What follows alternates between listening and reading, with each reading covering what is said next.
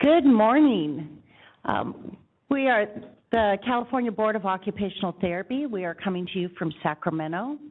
Today is February 9th. It's the first day of our meeting. The time of start is 9:36. And I'd like to just go ahead and start out with item 1 with a call to order. Secretary Doe, please. Board Member Bookwalter. Here. Board Member Cabrera. Present. Board Member Pavlovich. Present. Vice President Marcos. Here. Secretary Doe here, and President Miller. Here. Thank you. A couple of things just to identify. I want to start first off by introducing our public members that are here, should you choose to introduce yourself. So let's start here first. I'm Carmen Daly-Rayom. I'm with Government Affairs here, and also clinical faculty. And for our audience that is watching, can you come up a little bit closer and actually say, is there a good place for her to stand that she would be on camera? Podium's good. Podium's good. Yeah, and put her on mic. And then we'll put you on the mic. At the base of the mic, there's a button. You have to do a cartwheel and Sorry, that's okay. Yeah, I do. Okay. Hi, good morning. I'm Carlin Daly-Rayom with OTAC, the Government Affairs Co-Chair. I'm also clinical faculty at University of the Pacific in the OTD program. Thanks for having me. Fantastic. I'm also pleased to acknowledge that we have with us in our audience Yvonne Durantes, who is the Assistant Deputy Director with our Department of Consumer Affairs and is coming to give us a general update tomorrow. So Yvonne, thank you so much for being here, and we look forward to your report tomorrow. With that said, let's identify, I have no other remarks. Are there any other board members? The one thing that I do want to acknowledge is that one of our board members, Sharon Pavlovich, hello, is with us on WebEx, and we want to make sure and acknowledge, and Sharon, make sure that any of your comments, we have a couple of different ways in which people can view us today, and we want to make sure that you fully participate. So by all means, unmute yourself, make sure that we know when you want to comment, and we will integrate you in this new age sort of way to meet. Okay, with that being said, let's see, are there any other board members who have comments? Board Member Bookwalter.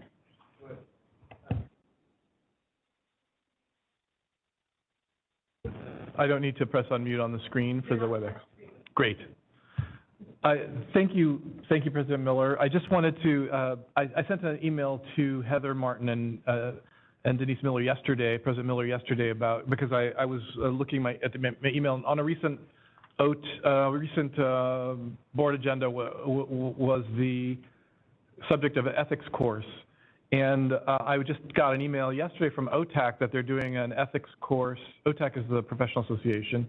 On February 15th on experiencing medical deposition, watch a therapist get sued for 1.5 PDUs, and they're marketing that as an ethics course, and it sounds really interesting. So it's $10 for OTAC members, $25 for non-OTAC members, but it's just interesting because we had talked about what types of courses would be, how they should be defined in the regulation that we were putting forth, and here is an interesting example. So I just shared that with the president and with the executive officer in case people want to take a look at that, because it is relevant to a recent item that we voted on in the board. So that's all. Do we have an item on the agenda that you want to add that to, or it could fit in with some of our discussions, I think, for tomorrow? There is a, let's see, let me look at day 2.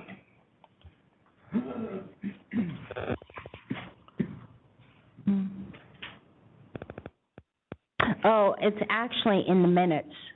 So, Helen, if we've identified the call out of the ethical course and we've had a board member now identify something new. Is there some action that you wanted taken? No action.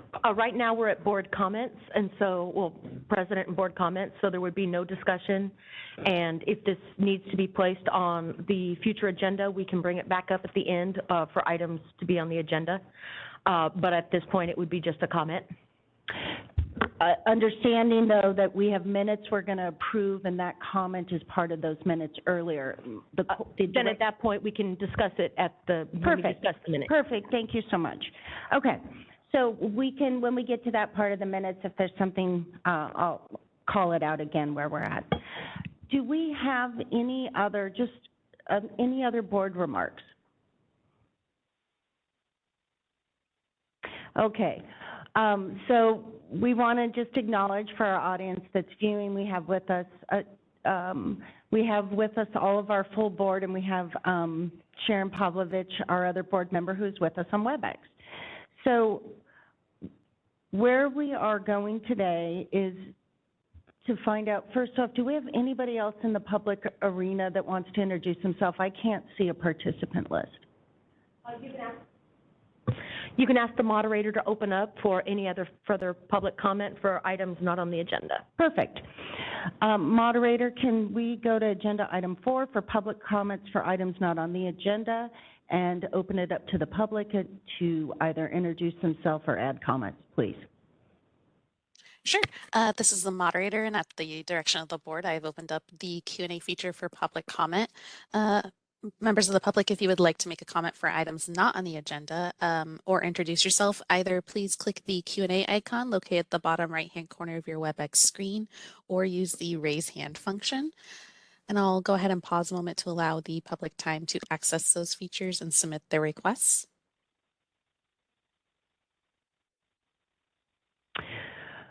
And moderator, we actually don't have anyone in the queue, is that right? I can see a number, so I just want to make sure I'm reading that correctly. Currently, no one has requested to introduce themselves or make a comment. Great. And we've had 2 introductions from our audience here. So with that, with no further public comments, you, moderator, if you could please close the item, we're going to move forward.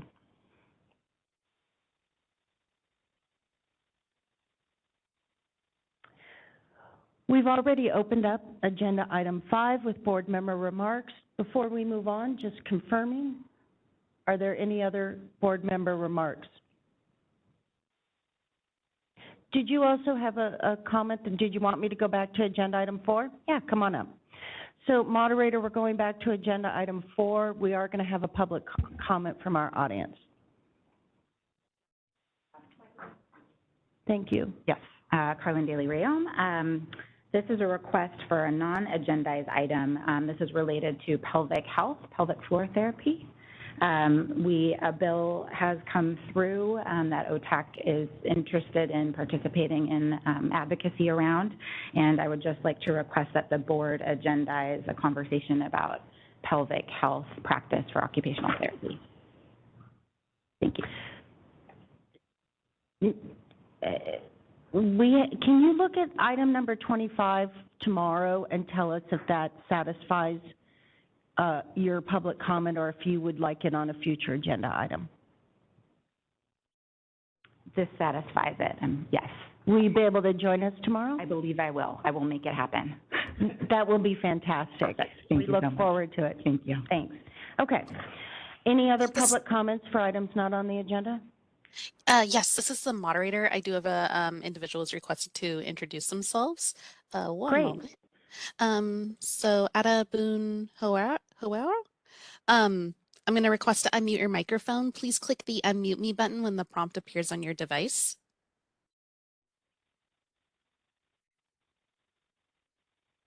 Introduce myself, Ada Boone Hurl, COTA and Program Director from Sacramento City College OT Assistant Program.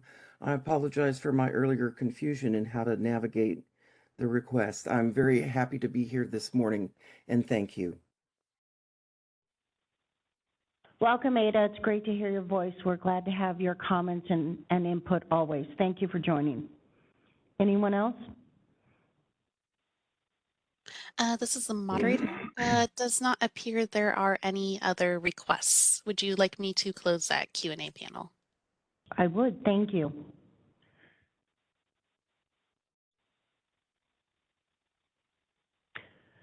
Okay, we've already gone through board member remarks on agenda item 5, so now moving forward to agenda item 6. If you note, I apologize. One more time, I apologize. We're going back to public comments in our agenda. Okay, we're never getting off agenda item 4, right? Okay, so here we go, back to agenda item 4. Public comment received via email. If everyone wants to take note and look in their notes. To our attorney, how do you want me to do this? Since our participants have the agenda, they can read it, do we read it? How do we proceed? Generally, public comment at this point would be read. I would like to confirm, is this public comment indeed not on the agenda, or would it be appropriate for another agenda item? Well, what's before us is to determine if we would put it on the agenda. But in terms of this item here, do we read the comment out loud? Then as a board, we discuss about putting it on the agenda. Technically, that's supposed to be like towards the end of the meeting, but that's fine. We can go ahead and have the meeting or the comment now, and yes, we would read it. Okay, no problem. It's agenda item 4, so if you have a suggestion for it to come later, you'd have to. Generally, this would be public comment, period. And then at the end of the meeting, we have public comment for items to be suggested for a future agenda. But okay, we can roll with it. Okay. What we have before us is we have a public comment. At the conclusion of that, we'll decide if we're going to put it on a future agenda. We won't be able to speak about or address it. We'll come back to that at a much later agenda item. But for the purposes of the fact of following the meeting and action, we'll address it that way. So, public comment number 1 received via email. Hello, I hope this finds you doing well. I had the pleasure of meeting with some of your team at the OTAC conference last month and was informed of the pending increase in OT licensing fees. While I am a practicing clinician and able to pay the increased fees, it was brought to my attention that first-time applicants are made to pay the same licensing fee, although prorated, depending on their birth date. These new clinicians are just entering the profession, not yet making money, just coming out of 6 months of unpaid internships after their 2 to 3 years of grad school, and also made to pay $500 to sit for the NBCOT exam. Given this combination of factors, many of the students face extreme financial hardship during this time of transition into the profession. In discussing this with your representative, they suggest the use of temporary licensing to enable students to work as OTs while studying for the NBCOT exam. While this is a viable option for some students, I have also seen many new grads struggle to adjust to their first OT job while also trying to juggle the demands and stress of studying for the NBCOT exam.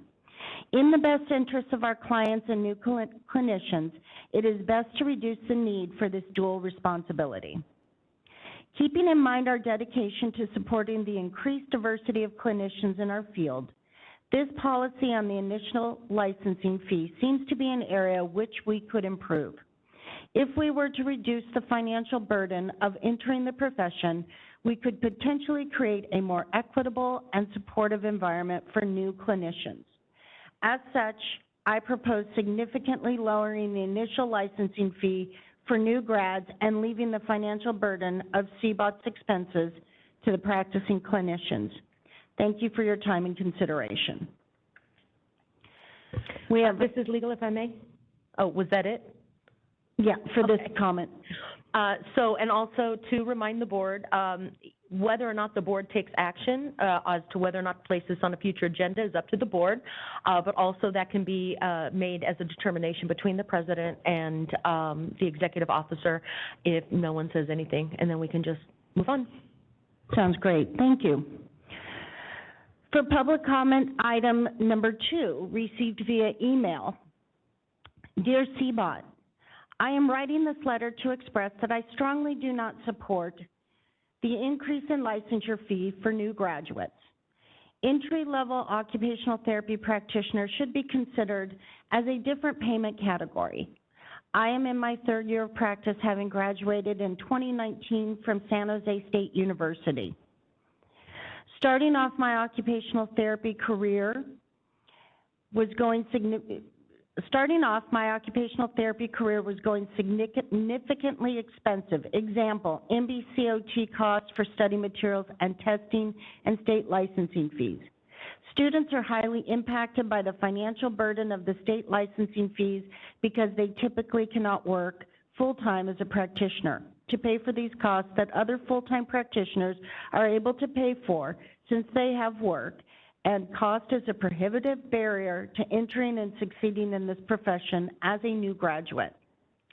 If we as a profession want to be more diverse and accessible, increasing licensure fees for new graduates will put up more barriers for individuals who want to become occupational therapists. This will prevent valuable candidates who represent the identities and cultures of our clients from entering the profession. Thank you for taking the time to read this letter. I appreciate your work in supporting the occupational therapy profession.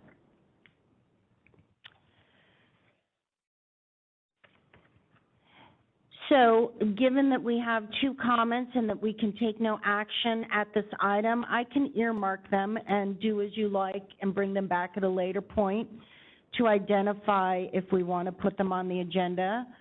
Well, like I said, we can go ahead and if the board has a motion at this time, we can do that. And if nothing, then this can be discussion to determine.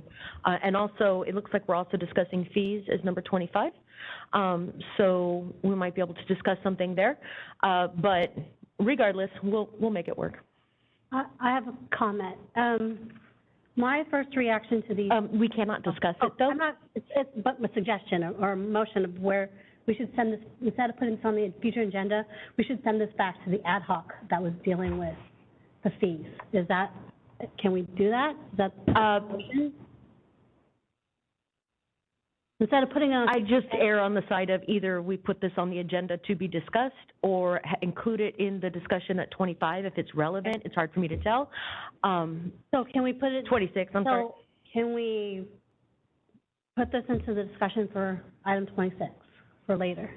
If it was relevant, so it's hard for me to tell. And so if we could just wait till we get to 26, and if that doesn't answer the question, then at the end of the meeting, you can ask it to be placed on the future agenda. But to move it to ad hoc would be a discussion and request for action by the board. Okay. Okay, so we have one of 2 ways in which we can, it's item number 26.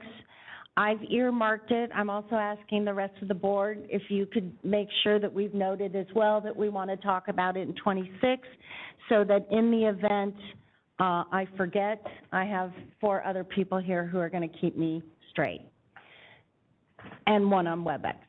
So, okay, with that being said, no further comments on agenda item, for agenda item 4. We've already addressed agenda item 5. We will,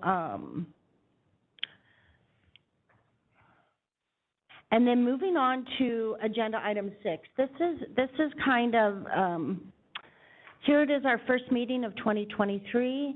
It's pretty exciting to all be together after a long time of mostly going through with Zoom meetings. We have a number of different ways in which people can access us today, both the consumer as well as our licensees.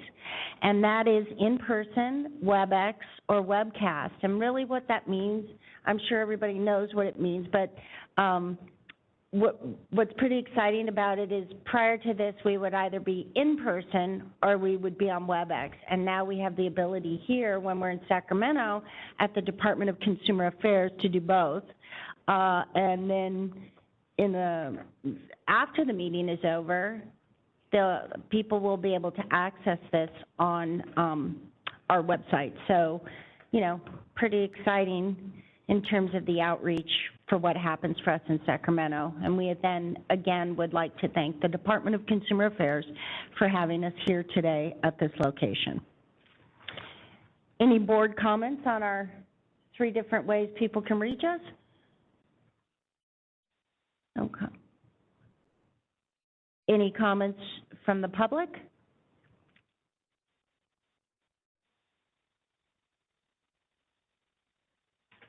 This is the moderator. At the direction of the board, I have opened up the Q&A panel for public comment. Members of the public, if you would like to make a comment on this item, please click the Q&A icon located at the bottom right-hand corner of your WebEx screen, or use the raise hand function. And I'll pause a moment to allow the public time to access these features and submit their requests.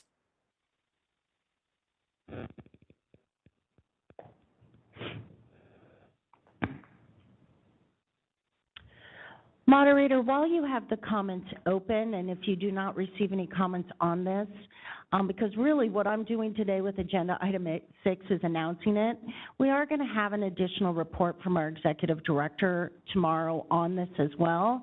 So we will be coming back to agenda item 6. I have noticed that our participants list has increased. I am wondering if I'm able to go back and allow any of our participants to introduce themselves. We've now had a whole host of people go on. While you have that open, is there anyone that wanted to introduce themselves? All right, looks like we do have one individual, Lindsay Gillahorn. And Lindsay, please click the unmute me button when the prompt appears on your device. Thank you. Hi, this is Lindsay Gillahorn here today on behalf of the Occupational Therapy Association of California. Just wanted to say hi and happy to be here. Thanks, Lindsay. And before we ask the moderator to close, anybody else from our audience want to speak? Okay, all right. Moderator, can you please close the comments?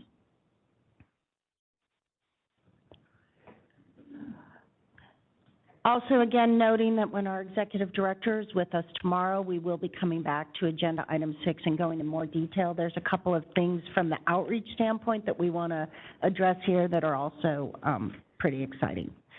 Now, moving forward to agenda item 7, review and vote on approval of the November 3rd, 4th, 2022 board meeting minutes.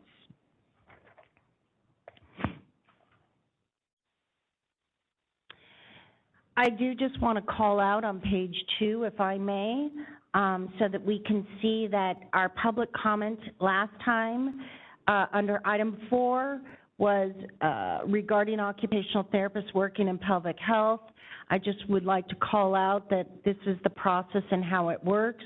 If you have a comment that you'd like to bring before the board and ask us to put it on an agenda, you first come forward like has happened earlier. The board identifies if it's to go on a future agenda and then votes on it and then takes action. So you will see that based on the action of the last meeting, we are putting this on the agenda to be discussed tomorrow in day 2.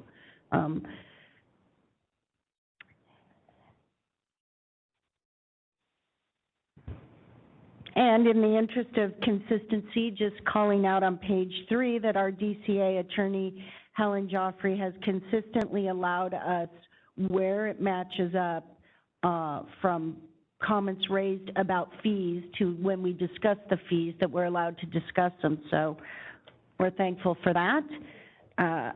Anybody else? President Miller, I had one non-substantive change on page 14. There's an extra H in the third paragraph on page 14. Other than that, it's just like a floating H, which could be, it's a non-substantive deletion of that H, I think. I read the rest of them. I found no comments and would be supportive of a motion to adopt the minutes as written with allowing the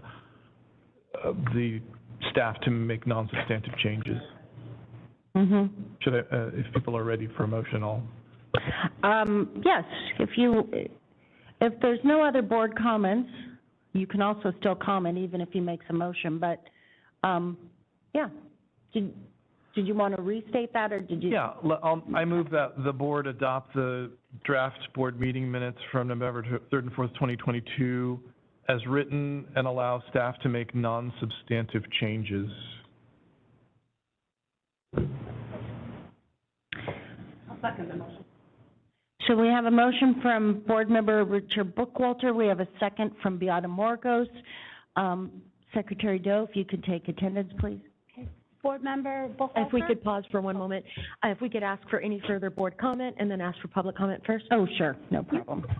So we've asked for further board comment. No further board comment? Okay, let's go ahead and ask if we have any public comment.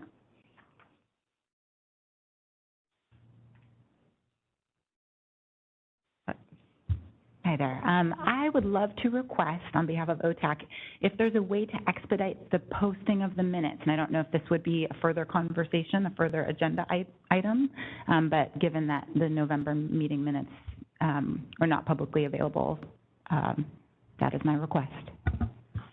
Staff can make a note of that. It may or may not be able to be possible, but staff can make a note of that.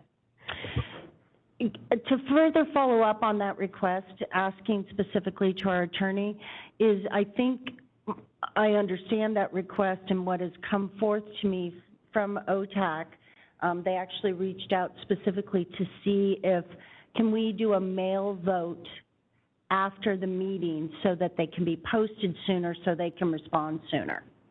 See, because we meet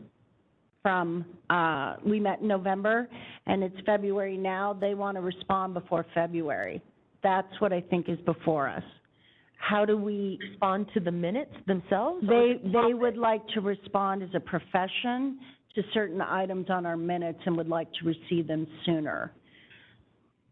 So the minutes themselves cannot be posted until they're adopted, if I'm understanding what you're saying.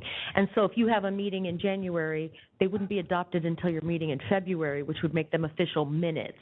But of course, they can always submit comments based upon a meeting that occurs, especially when we do it via WebEx. Like you said, they can watch it, and then they can submit comments at any time. But it cannot be posted as official minutes until the board adopts them as such.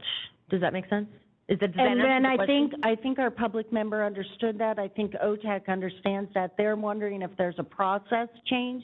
What's before us is they want to know if there could possibly be a process change that's discussed where we as a board would vote on minutes. Oh, I see what you're saying. By mail.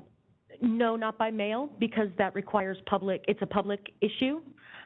Generally, vote by mail would only be permitted for things like closed session. The public has a right to comment and make any notations on the minutes, including things like, that's not what I said. And so, no, it has to be done at a public meeting. So to that comment, thank you, Helen. To that comment then, I guess what I'm trying to understand on an action item around this is, do you see ever there being a process outside of the meeting, which is what their request is? And if not, then there's no reason to put it on a future agenda. Okay, and I apologize. I thought the comment was meaning like after this meeting, after we adopted, it would be posted like tomorrow. So as soon as possible. But no, there would not be a possibility for us to adopt the meeting minutes without another meeting to do so. And at which point those meeting minutes would need to be adopted. But at all times, Bagley-Keene requires that it be a public item for discussion. The only things that can be done essentially in closed sessions are those that are specifically delineated, and minutes are not among them. Your request, just clarifying, yes. Your comment was that these minutes, which we have a motion on about November, yes. Your comment was, could we get them sooner? Correct. And now our attorney's given the official response on that. Yes, I understand. I believe so. We're looking, sorry, President Miller, we're looking at draft minutes, and there's, you were talking about minutes that were adopted by the board, I think, legal, Helen, So I'm not Feel free. 100% sure that I'm following, but I believe, Yeah. I thought what the comment was, and of course, we do have a motion and a second to just adopt the minutes, is that could they be posted sooner after this meeting? However, until the board adopts them, they are draft minutes. For example, if there was a substantive change, then we would have to vote on that. The minutes would be redrafted and then brought to the next meeting to be adopted. But until they're adopted, they are not official minutes. Well, and but they what I heard was that they want the draft minutes sooner, because these were we only got these draft minutes like a few days ago, and nobody had time to review them except, for a couple of days. So that's what I was hearing Carlin say, and I think we got sidetracked with the discussion of We can go when ahead and adopted check. minutes would be posted, which is a totally different issue. We can check with Heather Martin on that, but generally, drafts are not public documents yet. Okay, and another thing, so it's a courtesy to publish the drafts, is what you're saying? according Yeah, to the that's part law. of the materials, yes. But as to whether or not the materials come out much sooner, that's going to be not a legal question. Okay. And so we'll have to table that or provide it to Heather Martin May I ask to another legal answer. question? Sure. So when meeting materials are published, Mhm. they are required to be in an accessible format? Correct. Are they not required to be in an accessible format and have to go to a sort of a central location where they are assessed for their accessible format? Correct. So when meetings and all meeting materials are posted, and of course, I think that's, so I may be misunderstanding, but so drafts are being done and then the final quote-unquote draft before adoption is posted as part of the minutes, but it's not official minutes until the board so adopts. But what happens for any materials is that they are published on our website in ADA compliant manners. They are also either emailed or hard copy or both to whomever requests them. Okay, and then the ADA formatting process happens outside the board, if I'm not mistaken. Correct. There's certain things that, for example, fonts that the staff does, but OIS, Office of Information Systems, the ones who actually post it to the internet, they make sure that it's done in an ADA compliant manner. So there is not a direct relationship between the staff work and the posting of the draft minutes on the website because it goes through an accessible process. And I just wanted to, that was my understanding, and Yeah. I just wanted to put that out there. Yeah. As a barrier, a potential barrier to accommodating the request. But I think for the purposes of the board, since the board doesn't actually handle that, then if you provide your information to staff, they might be able to reach out to you and we can do whatever is possible as well as legal. Like I said, some documents in draft form are not yet public until they're published as part of the documents. Okay. And of course, again, you would have to talk to staff, but it may be, basically all the public is made aware of the public documents at the same time, as opposed to so-and-so getting them early. Yeah. So I'm not 100% sure that I'm following the path, but since staff posts the minutes and handles the public documents, they'll probably be the best resource for you. Okay, thank you for the clarification. It was just around that time delay between when the meeting occurs, the minutes are taken, and can we get them any sooner? And I think I've gathered the answer. But just one point, you're here representing OTAC, right? Yes. Mhm. So just making sure, because Board Member Bookwalter brought up a separate issue, which is also a very good issue, which is about the 10 days, the posting around that. But my understanding is the request from OTAC was earlier than even the 10 days. So in the issue of solving the action around it, we have a no to the prior to the 10 days, and we have discussion around the 10 days. That's what's taken place here. Sure. But the motion on the table is, of course, whether or not to adopt these minutes. So this is starting to make me feel a little uncomfortable in that we're kind of going off topic, but I think it is kind of relevant. I don't think we're off But topic. I think staff would be your best resource for whatever we can do. Thank you. Thank you, Helen. Just making sure that was your comment, right? I just want to make sure that we understood the comment coming from OTAC. Yes, it was. Okay. Understood. Thank you so All much. right. And are you requesting anything on a future agenda item to discuss about our minutes or not? Again, the motion on the table is whether or not to adopt the minutes. And so the comment should be Thank you. concerning whether or not to adopt the minutes. Let me restate the question. If you're going to have any other comments around the minutes, which please let me know. Okay? Yes, I Right, will. perfect. Thank you so much. Thank you. Thanks so much for your input. Okay, we have thank you. We have a motion, we have a second. If we could get public comment from online? Do we have more comments? Yes, this is the moderator. We have we have an individual requesting public comment. Candace, you'll be given 3 minutes to speak and a 30-second warning. Please click the unmute me button when the prompt appears on your device. I just had a question. I'm Candace. I'm from USC. I'm a fieldwork coordinator. And I just had a question about once the minutes are adopted, are what's on the motions, do they become like law or part of the whatever, law, I guess? Yes, what the minutes do are, minutes are kind of a notation of what business was conducted and what actions were taken by the board at the prior meeting. And so what this does is the board officially certifying that, yes, this is indeed an accurate reflection of the previous business. And at that point, it goes on the website as official documentation of the business. Correct. I get that, but I'm wondering, like, there's some things that were like board members voted on and it's all yes and the motion carries. Does that motion now become part of the things that we as fieldwork coordinators should be considering the same way maybe we would consider something from ACOE? For example, the board motion that carried in regards to the number of students, level 1 students a fieldwork educator could have. Should I be taking in, now that the motion's carried, should I be taking into what CBOT said into account as I make my plans for placing students? I guess that's my question.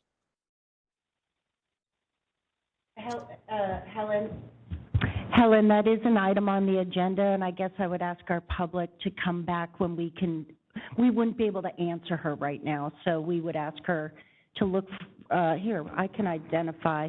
Yeah, the solo scope of this motion and adoption would be whether or not the minutes accurately reflect, but it would not be any additional or extra motions or discussion, et cetera. It's just, do the minutes accurately reflect what happened at the last meeting? Okay, thank you. Thank you for the public comment.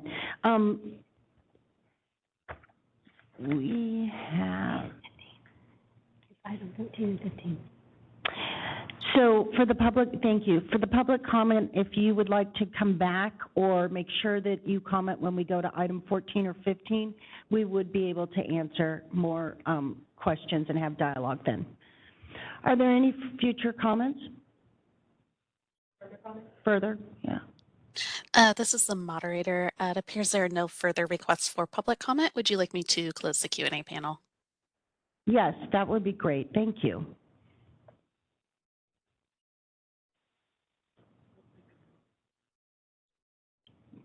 Just hold on a second. We're not moving on to agenda item 8 yet. Just hold on. Right. Okay. So if I actually have so just so you know, for the pauses, I know we need to take a vote. I have a number, remember, keeping in mind that we're in person, we're WebEx. I have a number of different ways that information is coming to me. So if there's pauses, just bear with me and thank you. All right, so if we could take a vote. Board Member Bookwalter? Aye. Board Member Cabrera? Aye. Board Member Palovich? Yes. Vice President Marcos? Aye. Secretary Doe abstain, and President Miller. Yes. All right. Motion passes. Perfect. So moving on, let's go to agenda item 8. Review and vote on approval of the December 14th, 2022 teleconference board meeting minutes.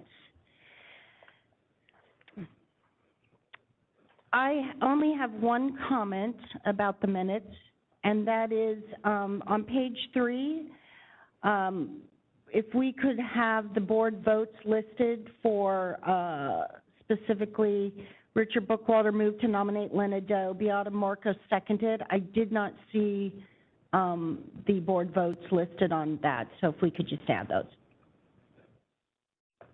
Are there any additional comments? Also, we only have 2 pages, so the numbering is off. Oh, gotcha. That's why those are missing, Yeah, because there's a missing page. So we'll bring those to the next meeting or tomorrow? Could we do it tomorrow? No, because it hasn't been posted. is there a page 2?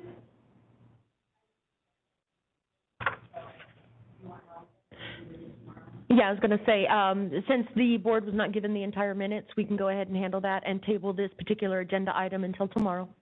That explains a lot, because I Yeah. didn't notice that. Right. So I move that we table the approval of the board minutes for December 14th, 2022 until we get the minutes. I'd like to second it. So we have a motion by Lenadeau, we have a second by Board Member Cabrera. Do we have any public comment? Seeing that there are none, Secretary. I apologize. I was waiting to see if there were any public comment in the room first. For members of the public who are on WebEx, we've opened up the Q&A panel. You can either click the Q&A icon located at the bottom right-hand corner of your WebEx screen or use the raise hand function, and audio-only participants can raise their hand by pressing *3 on their device. I'll pause a moment to allow the public time to access these features and submit their requests.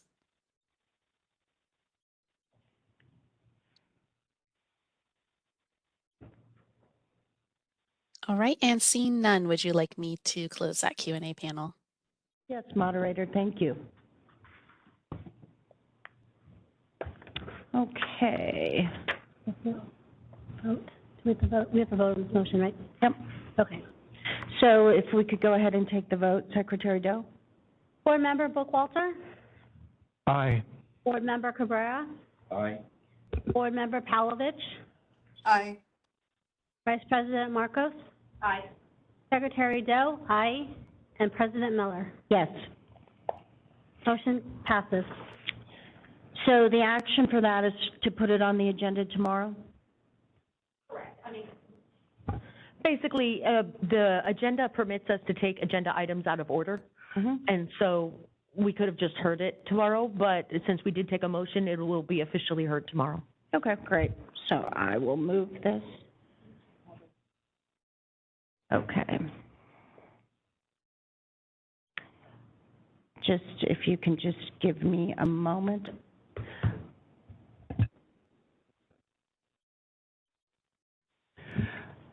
Just the moderator is requesting that you call the comments in room and then the comments on WebEx.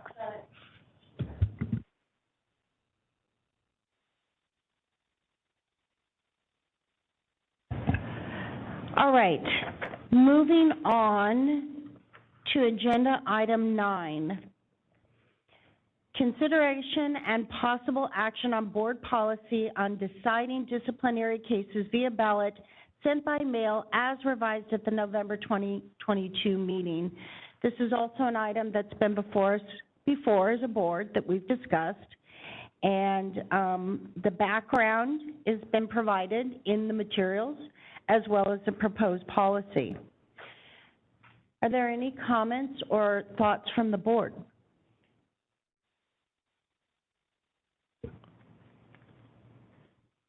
Hi, this is Board Member Bookwalter. This looks like what we talked about at the last meeting and just incorporated into language that we can vote on. Is that correct? That is correct. Okay. It looks like what we talked. It looks like that to me. So I'm prepared to vote yes on it. Do we have any other board comments before we open it up to our public?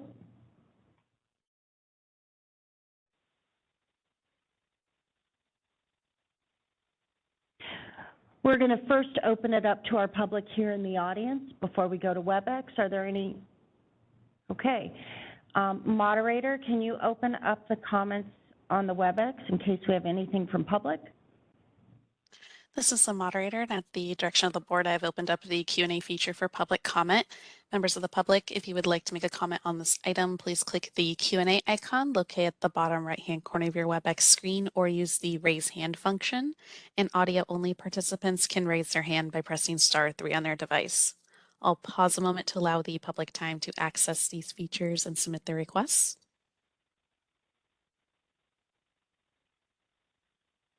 All right, and seeing none, would you like me to close that Q&A panel?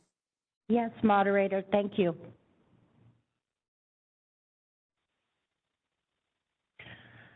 Seeing that we have no public comments, does anybody want to make a motion to adopt language? I'll move that that the board adopt the revision to policy ENF-2011-01 as published in the meeting materials, and allow the staff to make any non-substantive changes. Okay. We have a motion by Board Member Bookwalter. We have a second by Vice President Marcos. We've addressed this with both of our public on site as well as our public comments on the WebEx. Seeing that we have nothing else before us, go ahead and take the vote. Board Member Bookwalter? Aye. Board Member Cabrera? Aye. Board Member Pavlovich? Aye. Oh, they do. Hold on, everybody. Sorry about this. I think, is Heather trying to make a comment to you? Hold on. Okay.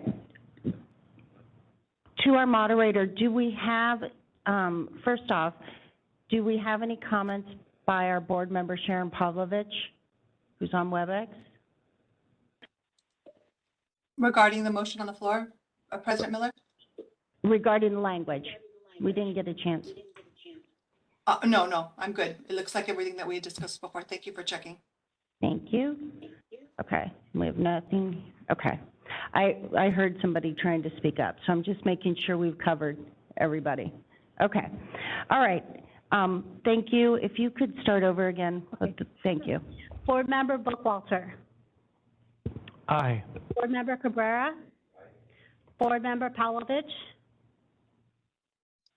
Aye. Vice President Marcos? Aye. Secretary Doe, yes. And President Miller? Yes. Motion passes. Okay. All right. Moving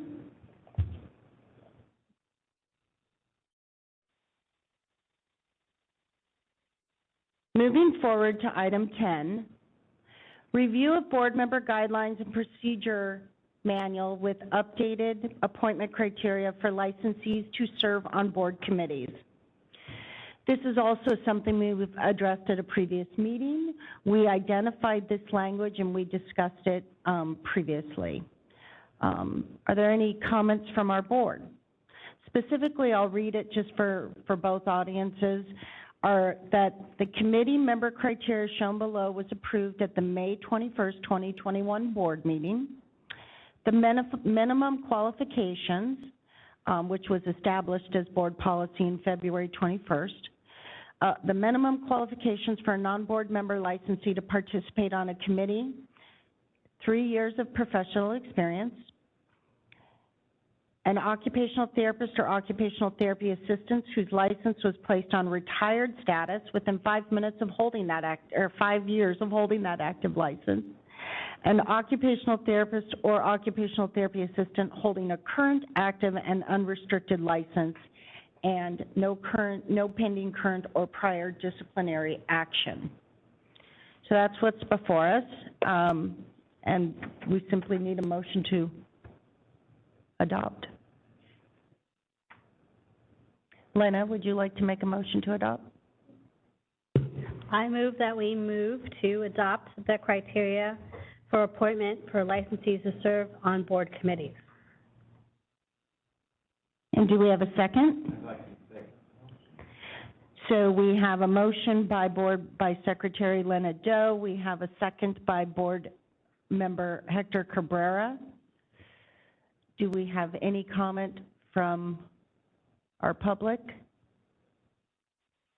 that is in the audience? Do we have any comment from public that is on WebEx? Moderator, please open it.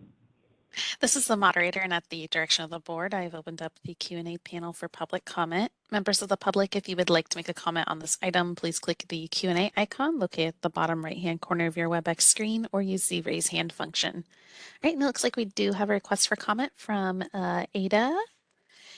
Ada, you'll be given 3 minutes to speak and a 30-second warning. Please click the unmute me button when the prompt appears on your device. I realize there was previous discussion on this item. I simply want to express my excitement in seeing this change. And as an educator, I look forward to sharing this official change if this motion passes with my students as helping them develop a professional ladder in looking forward to hopefully their future participation in a sooner and closer time frame at 3 years of professional experience. Thank you. Thank you. Any further comments? This is the moderator. Appears there are no further requests for public comment. Would you like me to close that Q&A panel? Yes, that would be great. Okay, seeing that there are no further comments, if we could go ahead, Secretary Doe, and take a vote. Board Member Bookwalter? Aye. Board Member Cabrera? Aye. Board Member Palovich? Aye. Vice President Marcos? Aye. Secretary Doe? Aye. And President Miller? Yes. Motion carries.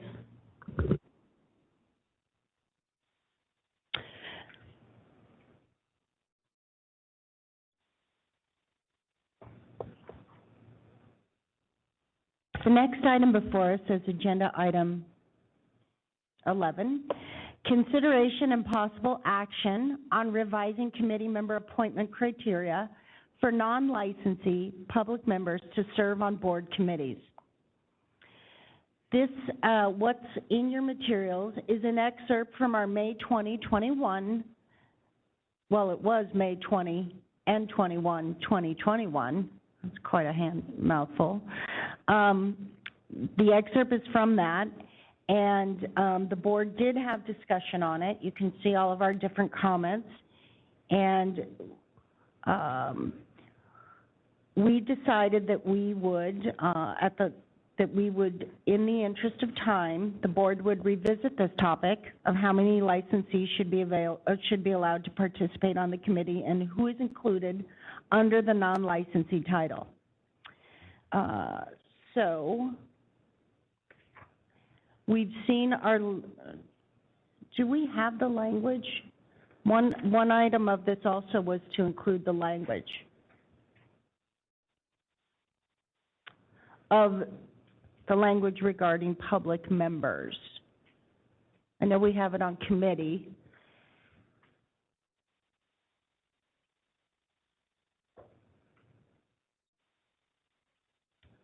We can take just a moment.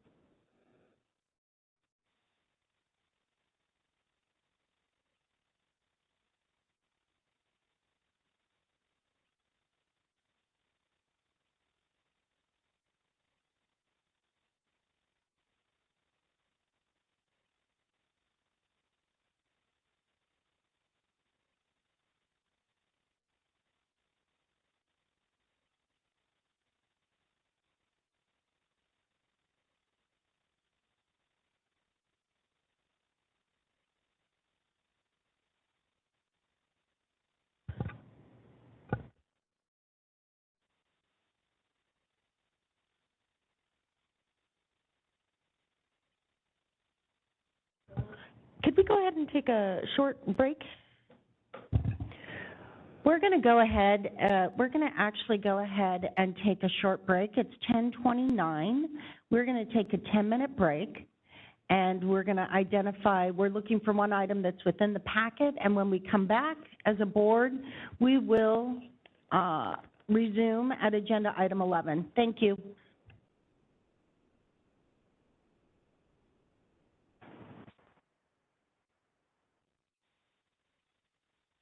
Good morning, everyone. Welcome back.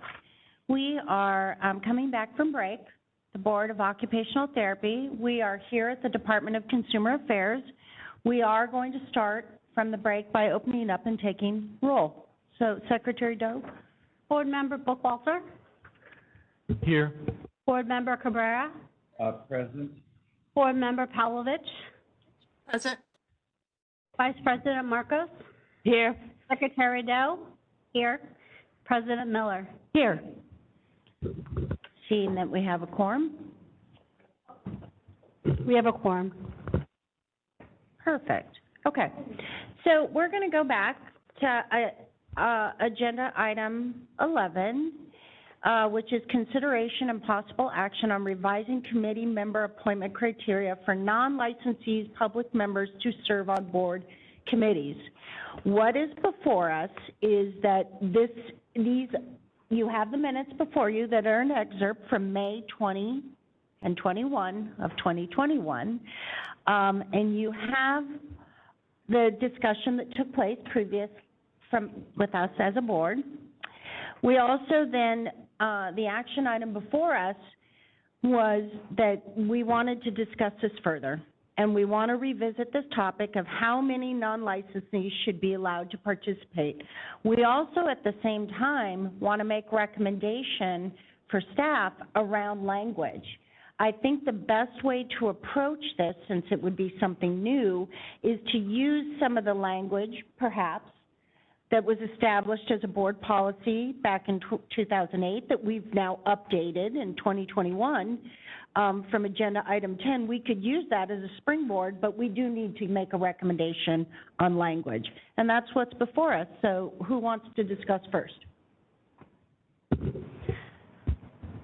Thanks, President Miller. May I speak about this? I think rereading these board meeting minutes, I think that we were in support of having some non-licensees with specific expertise participate in board meetings, either public members or people with expertise in a certain area.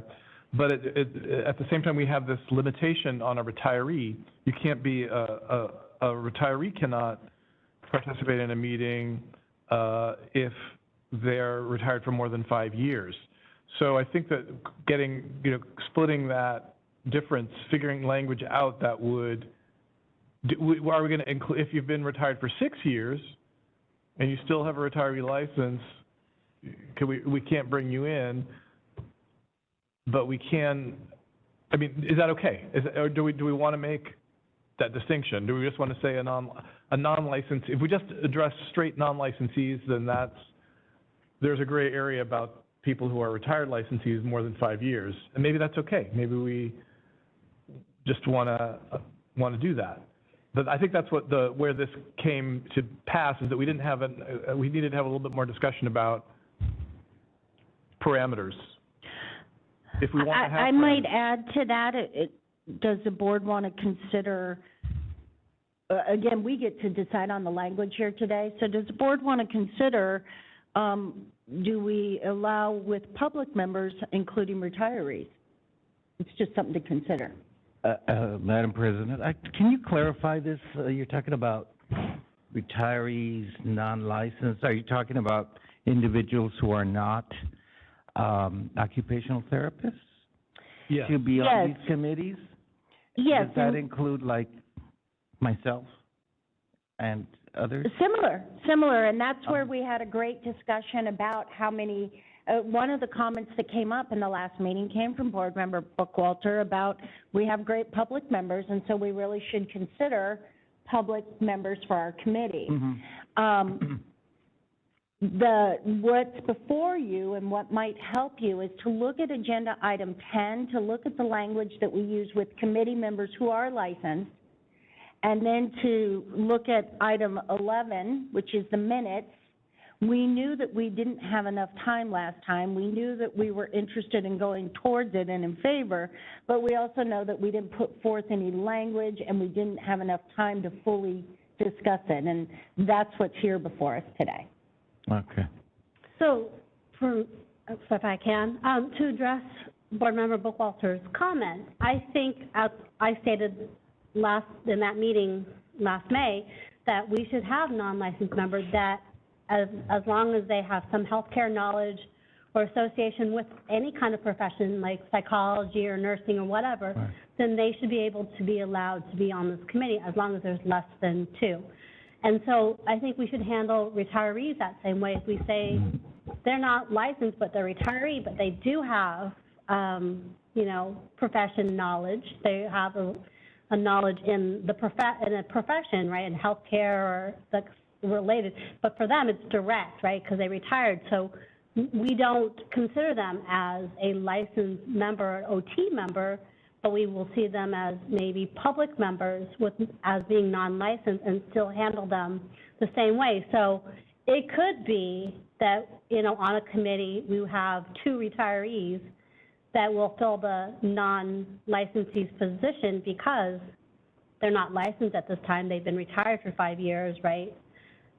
So they are not in the profession anymore and they're not practicing, but they have that knowledge that we are seeking, you know, that there's something relatable, that they're not just coming from, you know, some other thing like construction, right? So at least they have some kind of knowledge and they have the whole idea of what the helping profession looks like and what kind of requirements we look in that. So, you know, maybe we put the retirees in that category as being the non-licensed public member instead of, you know, being the licensed member. That way it could happen that, you know, they want to help out, but, you know, we can't use them as the licensed because we have that whole policy about non-licensed retired members, right? Well, So we put them in the non-licensed category. There are 2 types of retirees. There's the retirees who are on a retired license status where they pay a fee and they get to continue to use OTR at the end of their name and they're retired. So they're technically, they are kind of a licensee, they're just a retired licensee. And then you have non-licensed retirees, people who say, I don't need to keep my license as an OT going as a retired status. And so because we have adopted this language about people whose license was placed on retired status can only serve within 5 years, does that mean that if you don't have your license on retired status, you currently can't serve according to the rules? And if it was someone who's retired for 6 years, do they have to take their license off of retired status to fit into the other category of non-licensee if we really want somebody bad who's been retired for 7 years? So it just seemed like there's some hair splitting. Maybe we need, so maybe we just need to address it when we do the language and that we want to specify it, right? You know what, Well, I just wanted to, as a public member serving on this board, the echo is very annoying. So for me, it's very important.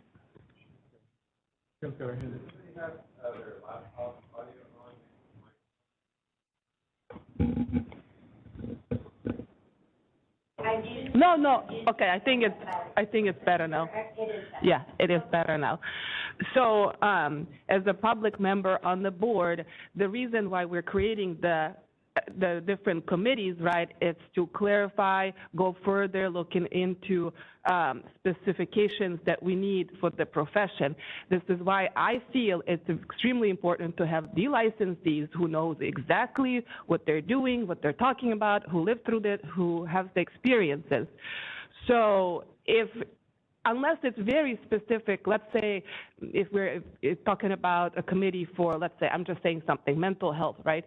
So unless you get a psychiatrist, that very specific person who really knows that industry, otherwise that public person is not going to be helping us with anything, right? So how if we open up to possibility for the public members to serve on these committees, how would you narrow it down? Or you're qualified, you're not qualified, not even to mention that if you retired within 5 years, you can be, and then if, then the random public person can just come in and join the committee, meanwhile a retiree of 6-7 years cannot. So I really strongly believe that on the committees, it should be professionals serving, because that's how that committee is going to be stronger, making things happen in what we're trying to achieve. So saying it that way in the regulation would be really good. with specific, people with specific expertise. Microphone. I think, I totally agree with what you're saying, Beata, and maybe keeping it to that. Yeah, because it's very hard, you know, it took me quite some time to, I mean, even now, I'm not professional, I just understand and, you know, the industry, the profession, I know a lot of details. But in the beginning, I did, you know, so it's, you really have to know what you're talking about, especially when you're trying to further something such as committees. That's what they're about. So. And, you know, in reality, there would be random people that would, public members that would want to join a committee for something related to OT, you know, but we have to be specific when we create these, you know, regulations. But in reality, would a construction person really want to be on a committee for, you know, OT field work or something, right? Because they would have nothing to do with it and have no idea or no interest. So, yes, we have to discuss this, but also we have to realize that in reality, it's less than likely to happen that someone not having some kind of connection or some kind of knowledge would want to be serving on a committee of this caliber. Board Member Pavlovich, you had your hand up and then you took it down. Did you want to add anything? I did. Thank you, President Miller. I kind of erring on the side of Beata's thoughts, especially noting the changes that are happening in the occupational therapy profession and the turnover rather quickly, and the, you know, the progression of things that are happening. I think it is relevant to have people that are currently licensed. In terms of retirees, I'm open, but I actually don't think it should be within 5 years. If we're going to do something, it should probably be within 3. Just because everything is just progressing fastly in education and practice and just along those lines. So I'm kind of on the same thoughts that Beata Marcos had shared. And if I can just level set for the board here just for a second. Thank you, Board Member Pavlovich. It appears that we're on agenda item 11, which is about public members being on committees. And did this board want to go back to agenda item 10 and discuss? Are we able to do that? We had a motion adopted. There's some discussion going on. I want to be clear that in agenda item 10, we voted, that was about licensees. That was about licensees being on the committees. But there's been comments about the retirement status language that we just voted on. Do we want, so the retirement status that we're discussing and bringing up now under 11 is separate. So we have a couple of issues before us. In 10, we had committees. I've heard comments about retirement status, but I've heard it about those committees for licensees. And in agenda item 11, we have the public, and we have language that we have to set should we decide to go. And when we look at the meeting excerpt from 2021, at the time that the board tabled it, we were actually looking at public members being on a committee. I'm hearing something different today. Just so your thoughts?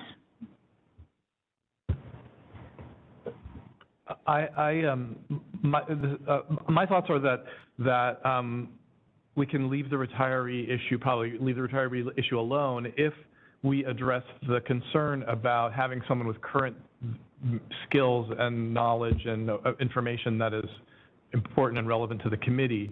And in fact, I did what you were suggesting, Denise, about looking at the language. I was just writing a draft based on that previous language that we just looked at, which was about the minimum qualifications for a non-board member licensee. So I wrote, the minimum qualifications for a non-board member non-licensee to participate on a committee are, and then I thought, hearing what I'm hearing from other folks, I was just throwing out current expertise in a field relevant to the committee's work. So that current expertise would seem to bypass the retiree issue. And then no more than, I don't know, 50%, it could be anything, of the committee members could be maybe non-licensees. Or maybe it's 2 members or, cap, however you want to do it. That was So just- that's what's before us, so thank you for doing that. And further, if we could build, what's before us is really looking at, one, do we want public members to be on committees? And if we do, what's the language around that? And so what I heard today from Beata or Vice President Marcos, were you advocating for public members being on committees, or because you said I strongly feel that, or are you saying no? I say no. Okay. That's what I thought was happening. Since we say no, then we don't have to go back and modify the retirement status because we agreed on it. So that's my understanding, but I will support however board would like to go with it. This is just my opinion about, being as a public member. Okay. So then, and we'll take more comments from the board, but then what's before us as a board, hearing that this is different than May, because in May we seem to be going in the direction that we were looking at public, which is why we tabled it and we're coming back.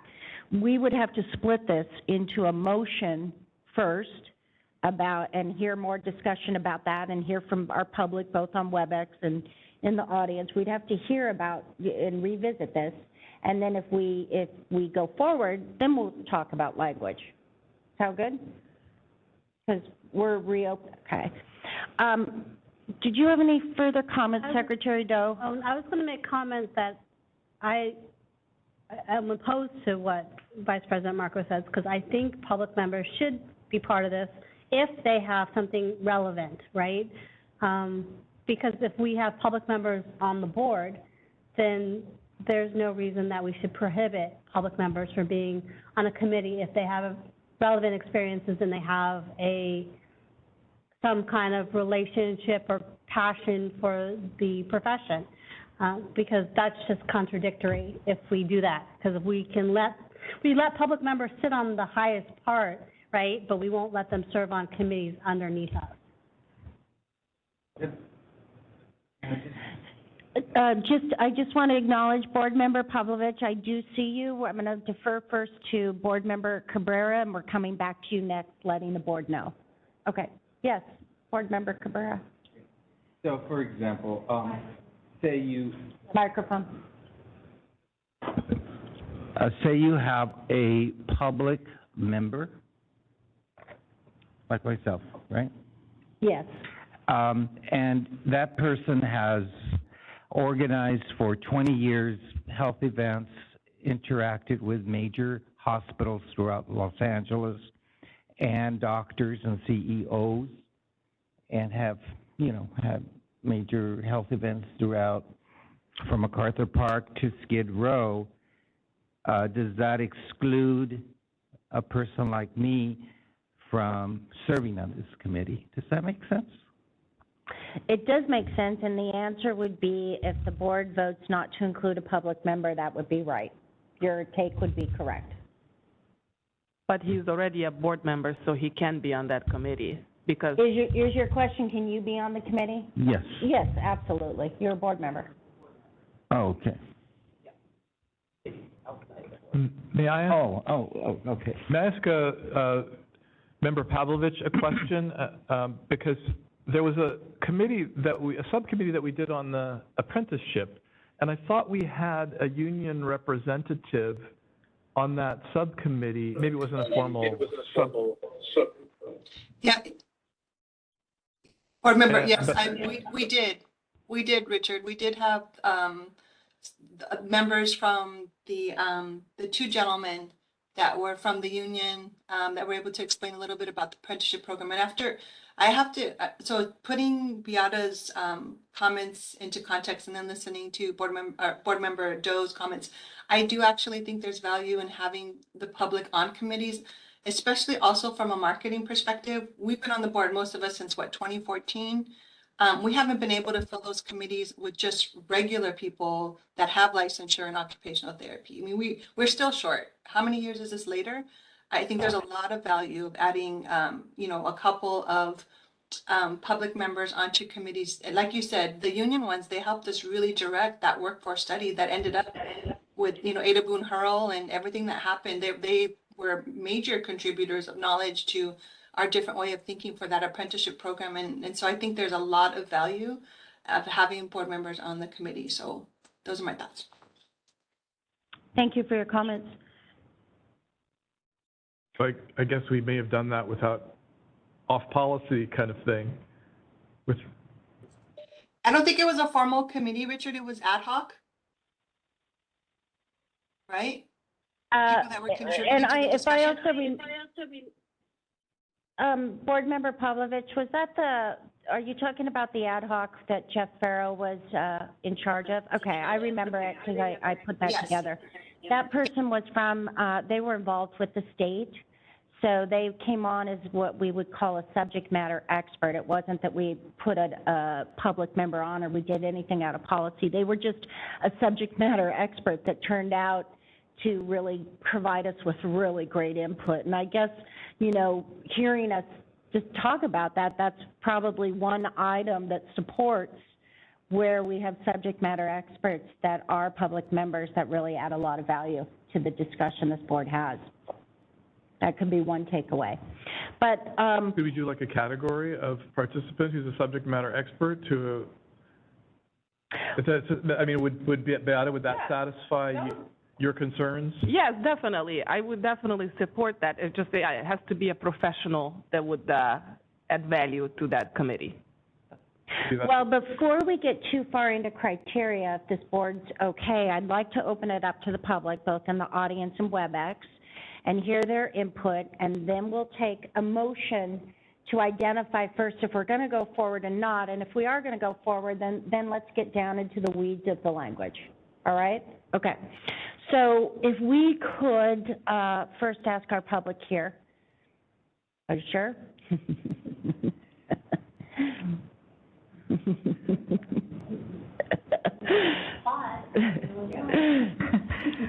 Okay, this is not in my official OTAC capacity, but just as an occupational therapy professional.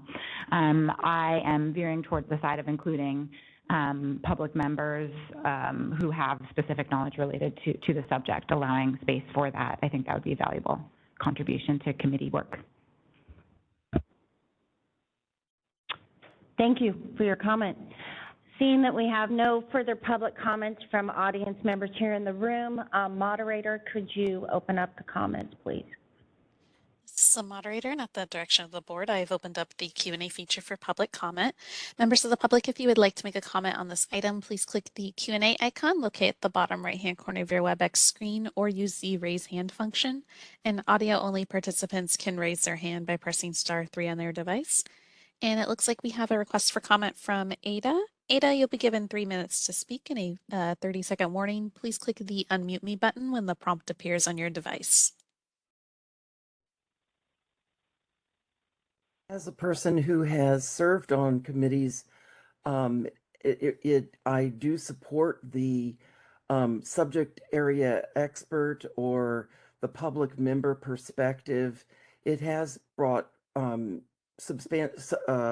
beneficial insight to the work of the committees that I've served on, and I've been appreciative of the thoughts and the education and the help it has brought the committees that I've been involved with in the past. Thank you.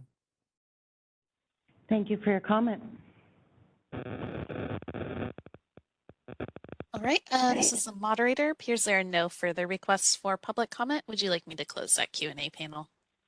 Yes, thank you. Okay, so what's before us right now is we need a motion. First off, it's going to be split into two parts. We're going to just make a motion right now on taking action on a committee member hold on just a second, because agenda item 11 is written as criteria. I want to do just a quick point of order. The board already at the May 2021 meeting identified that they wanted to talk about this, and we were going in that direction. Today, through comment, we're for a while going in a different direction. Do I have to take a motion on that? Or if the board is come back to where they were in May, can we just get down to the criteria? Does there have to be a formal motion to put a public member? on a committee. Here's an example. So if I was going to make the motion right now, I move that the board considers allowing public members and non-licensees to serve on our board committee. And it would be a yes, approve or not approve. I believe that's within the scope of the agenda. Okay, but it seems cleaner to just do that based on the discussion that's come back today. So, you want to repeat my motion? I move that the board approve that we establish criteria for non-licensees and public members to serve on board committees. I'd like to second that. So we have we have a motion by Secretary Doe. We have a second by Board Member Cabrera. Do we have any further public comment on the matter? We've heard from our public on WebEx. Specific to the motion, we got some board discussion. Right. Moderator, do we have anyone on WebEx that wants to say anything more now that we've made a motion? This is the moderator, and at the direction of the board, I've opened up the Q&A feature for public comment. Members of the public, if you would like to make a comment on the motion, please click that Q&A icon located at the bottom right-hand corner of your WebEx screen, or use the raise hand function. And it appears there are no requests for comment. Would you like me to close that Q&A panel? Yes, that would be great. So we have a motion, we have a second, so if we could take roll or vote. Question? We could, if we want to take roll. Okay. Well, did you want to discuss it with the motion, or do you want to discuss it when we get into the criteria? It's up to you. I'm probably going to vote yes on the motion, just because then we can talk about subject matter expert versus full board member, but that wasn't really. We'll need a motion to adopt the criteria that we. I mean, if I were to say as a subject matter expert, then I would have to vote against the motion and say, and then make a new motion saying they can participate as subject matter experts, which I don't know if I won't. The motion is to But I think it's a consider motion. allowing, right? I think so too. Yeah. So I'm okay with going ahead with the vote. Okay, perfect. All right, so if we could if we could call the vote on that, please. Board Member Bookwalter? Aye. Board Member Cabrera? Board Member Pavlovich? Aye. Vice President Marcos? Aye. Secretary Doe? Aye. And President Miller? Yes. Motion carries. Perfect. Okay, so now what's before us is to get further into the discussion of really establishing language around what we would want for guidelines specific to committee members who are public members. So thoughts from the board? I'll give you just a quick synopsis of what I heard, and then we'll turn it over to all of us for discussion. So we do have support from our public members and our public comments to go forward, which is great. They're aligned with our vote. I've heard healthcare background. I heard retiree, same qualification. I also, I guess what I would also just indicate is that I wonder if the board wants to consider, I don't even know if this is possible, but I'm going to go out on a ledge here knowing that our wonderful attorney will pull me back as needed. But essentially what I'm going to wonder is, once a committee is established, we generally know that committee chair is going to be a board member. Could we also give some license or allowance to that committee chair as part of the criteria, perhaps, to have some input or some say? Because, for example, what made me think about that is, although someone might come to us from the construction industry, they might actually be the ergonomist at the construction site. So I don't want to limit people by industry. And we can either go that way in the language, or we can give some allowance to, really, this is all just brainstorming, and it's important now to hear more thoughts from the board. No, I agree that I think essentially the chair will be part of the recruitment process, right? So they would have some say in the potential members that come on board. maybe as part of this criteria process that we are considering for non-licensees and public members is an application, right? Of why you want to serve on this board, what qualifies you to be part of this board. I mean, like Board Member Cabrera said, he's had experience in establishing and, creating these wonderful, events with all these networks. And so we don't know what someone's network is or what their contribution is until we, ask them, right? And you're right, President Miller, that a person from construction, that could be his second or third career, right? And they have this amazing, they have an amazing background that we don't know about. So, part of this criteria is maybe this application process that we put, out there as the reason why, and why do you want to be part of this committee?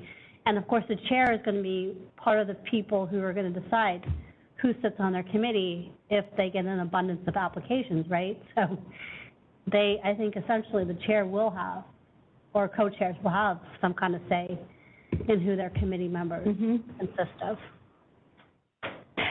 One thing I might also like to add is more, I do want to hear, whatever we put forth, I like the word application, but I would like our application to include the gathering more of artifacts, meaning when we have busy people, we know that rather than having them write a number of different things because that might prohibit them from participating, I almost suggest one question with a collection of artifacts like resume, like, a resume combined with how do you think you could impact this committee would be enough for me. So if we're and then,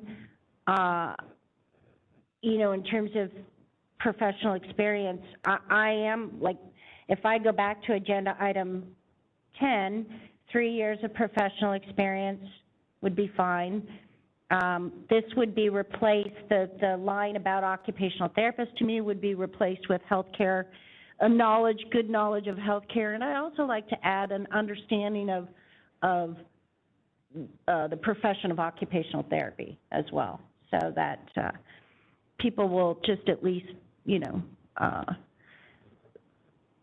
look at our Practice Act and such. And then I think, how would we get around if I don't think somebody would come before us, but just in the interest of really buttoning this up, how would we know if they had any pending or disciplinary action if they're not in our field? Like, are we gonna, we can't run a background check, like nobody will sign up. President Miller, Committee members. Oh, do we just ask them? Do we just ask them on the form? Can we ask the executive officer? Well, that's why I'm trying to make a comment. So our Heather would like to share her screen because she says, obviously, per our manual, the community chair does not select the members. So how can we make this happen so Heather can share her screen with us? More than selecting, just so you know, to our executive director, more than selecting, that comment was about could they have input. I think we're talking about a timing issue. Yeah. And the presenter role was passed to Heather. Say again? Heather should have presenter rights now. Yes.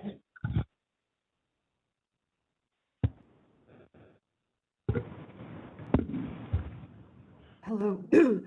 So I started framing this up so that kind of as a starting point, because you all were referred back to the current committee criteria. Again, this is set forth in the board member manual. And so so I can fill in the blanks, but to the point, Denise, about this, if the individual has any type of license, we would be able to check on that status. The one that might be a little problematic is if, for example, they owned a facility. That might be a little bit more challenging, but any type of professional license, we would be able to verify that. Even, for example, if somebody was a teacher, and so we could go through the teacher credential, commission. There's a number of different state agencies responsible for that, and staff could do their diligence in looking into that. So you could use this language, for example, and say, if licensed, no current or prior disciplinary action. So on the last bullet point, if licensed, no pending current or prior disciplinary action is what you're saying, meaning Or if they're something licensed. similar. Yeah, Yeah. okay, that's great. I mean, we wouldn't know about the pending because they probably wouldn't share that with us. Holding, oops, sorry. Just 1 second, please. So that means we need to ask the question if they have a license, right? Right, and so what also our executive director's done there, she's taken our discussion and she's held, so that the minimal qualifications of a non-board member, and if we just get down to doing that in bullet points, taking the language from above, and some of the bullet points, staff will work on that, and they'll bring language back to us that we'll then vote on. I have a draft of it, but do we want to limit, before I say anything, do we want to limit it to 2 people on per committee or something like that, or half the committee members could be subject matter experts? 20%. Something, some number, because that would affect what the language would look like. I think we should limit, I mean, if it's a committee of 5, we don't want all 5 of them to be, right? So maybe 20% or 25%. So if that day ever came, let's just put it out there that would be an awesome problem to have. Right. So, right. So there's that. But now when we think of percentages, I'm more inclined to say people, either 1 or 2, if we're trying to get to, what are your thoughts, Board Member Cabrera, if we were to have public members? Regurgitate could you regurgitate your concern? Well, here's what might help. Did you want to continue with your language, Board Member Bookwater's suggestions, and then maybe this will help Board Member Cabrera? Yeah. Maybe so. So let's say we have a committee, okay. I have 2 thoughts, if I can share both of them. One of them is, I was president for a while, for 3 years. Second year, I appointed 12 people to the practice committee. I've been on this board for 7 years, maybe 8, and we've never had a practice committee meeting in the entire 7, 8 years I've been on this board. Why?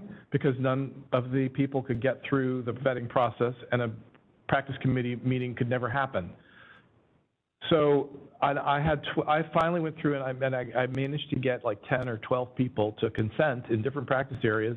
They went through this process, which our executive officer can describe, for vetting with the DCA, but DCA was changing its requirements to allow people to become employees and committee participants and all the things that they needed to do. And by the time all this happened, all the practice committee members that I had recruited were no longer available or couldn't get through the process.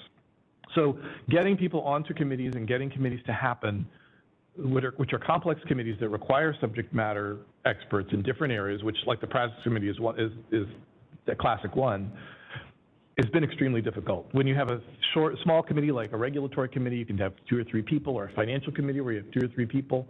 That's easy, or they're all board members. That's easy because we can just meet. But when you get into these subject matter areas, it's extremely complicated because you're pulling people in, and the DCA and the government want to vet them to make sure they're okay.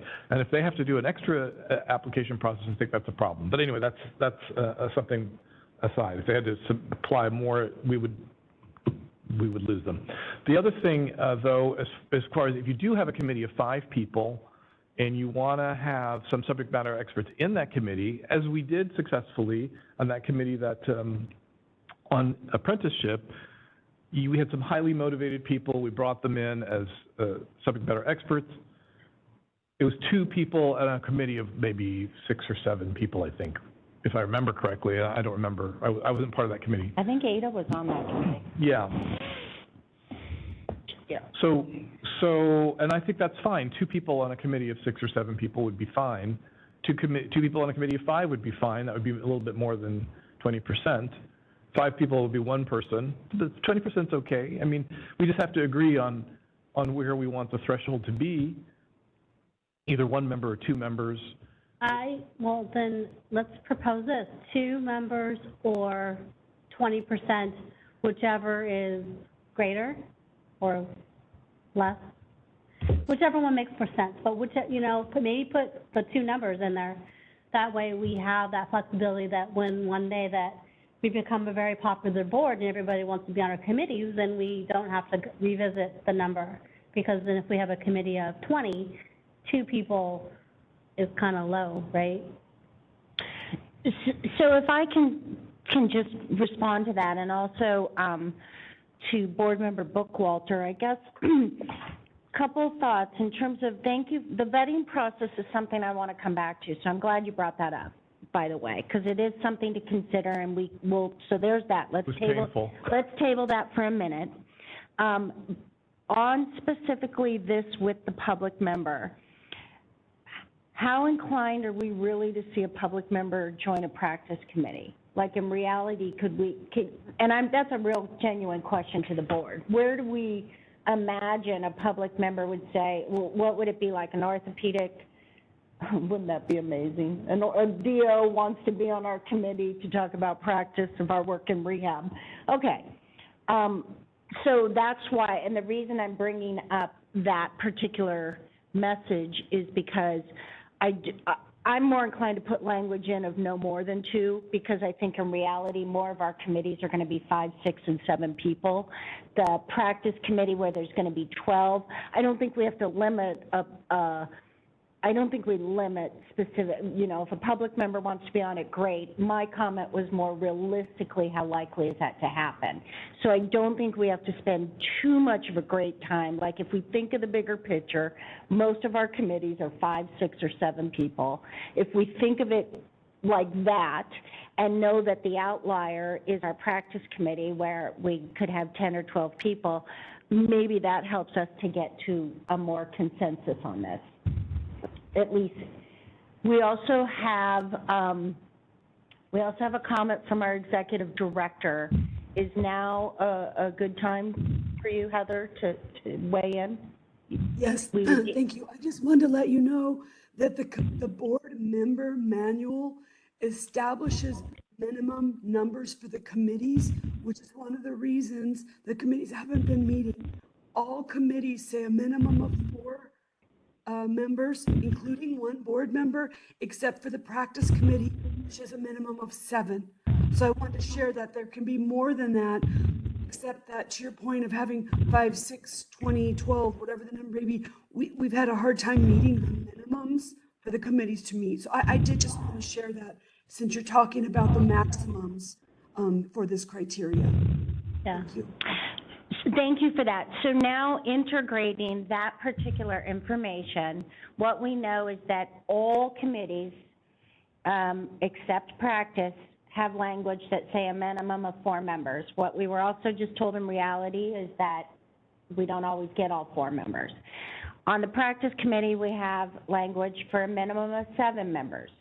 So now when we think about the public member, again, I think we're back to when we're getting down to these bullet points, 1 or 2 seems reasonable, and it would now be good to hear from the rest of the board on where you want to go with that number, and then we'll move on to more criteria. Okay? I've always said 2, so I'm sticking to 2. Okay. If we're not voting on any of this, we're trying to get proposed language that we'll send back to staff. You'll have a chance to look at it again, so if you leave here and leaving this meeting and before we have our next meeting, if you change your mind, but if there's no further comments, let's just put 2 in there. What do you think? I agree with that, and if I'm kind of trying to soak all of this in, I think I picked up on a concern about whether the person that would be on the committee, how committed they would be, any kind of past that would jeopardize the committee. I think from my experience, having chaired the Committee of Children, Youth, and Family Services for 7 years in the city of San Fernando, it's when you get to know those people out there in the community. You know, they're not going to come on to a committee where they have some skeletons in the closet. That comes out very quickly. And I do know people that would love to be on these committees here on this board that would serve with integrity, would represent our community, especially our Latino community, our underserved community, with integrity and respect, passion, and commitment. I mean, I can think of. And could serve as a pipeline, perhaps, to your statement for future public members to become on this board, to go through the process. Yeah. You know, I wonder, if I may, I wonder if we could ask our executive director to put her screen back up, and are you able to take some of the notes that, I mean, are you able to do like you were with the highlighted piece? Because then we can sort of see the proposed language so that we can move through this in a timely manner. Are we able to do that? Yep, just 1 second, please. Thank you very much. While the executive director's doing that, I have a question for the rest of the board members. Since this is a non-licensees, you know, we're talking about public members, non-licensees, are we willing to consider student members to be part of committee? I mean, that's something we can. But that means, sorry, but that means that they don't have any license or, you know, any practice in any other area, right? Unless they're from a different area. Well, a student, an OT student might want to serve on a committee because they want to get the experience. I don't know if we want to consider that, but, you know, a psychology PhD student might want to serve on one of our committees to get the experience in a different field because maybe they want to, they're practicing, they're going to be, an industrial organization professional, and they may want to serve on a, occupational therapy committee just to get the experience of something out of their normal realm. I mean, it's just something I thought of. Maybe we want to consider these student members that are in some kind of helping profession or healthcare profession to be part of our committee. Mm-hmm. You know what, I like that idea because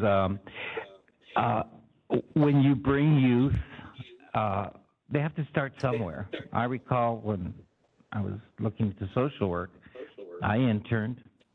I didn't have an experience. I was finishing my degree, and I was enthused by an opportunity that was given to me a long time ago, many years ago, to be part of a process. And I think that when you bring at least one youth in, that says a lot about the community, about the committee that does that, because we have to look who's going to replace us in the future, and I like to empower youth. I like to have them sit and experience, the process.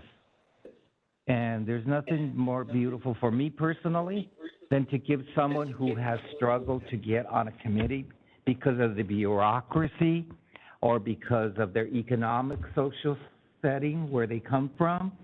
And I can go on. I don't want to go on and on and on, but I think that's really good if we did that. If we just cut through all that bureaucratic stuff and give people chances, empower them.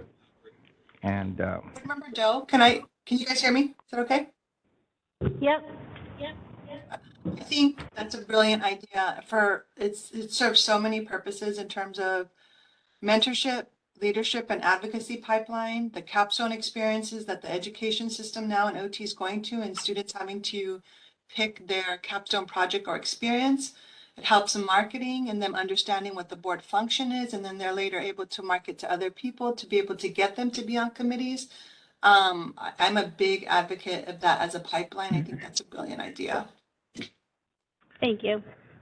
We have a comment from Vice President Morcos. So I do support exposure to the students, but they can always attend a committee and get experience from that. However, here we're looking for somebody who will help the committee and not get there just to get the experience. So they can still attend all the meetings and experience it, but the committees are here to improve things within occupational therapy, you know, as the industry. So let's not lose focus why the committees are there for.